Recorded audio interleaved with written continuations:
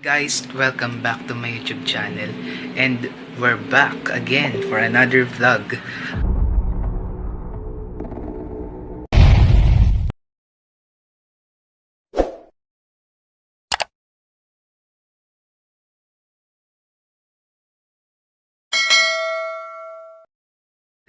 After a long mga days, after ng ilang days, kasi ang daming ginagawa sa school, so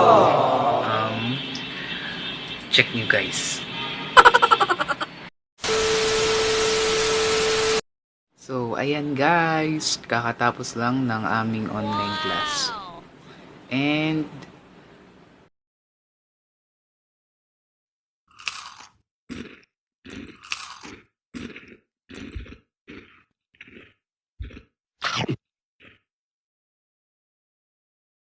so guys, tapos na ang paggawa natin ng mga projects and napasa na rin natin yun.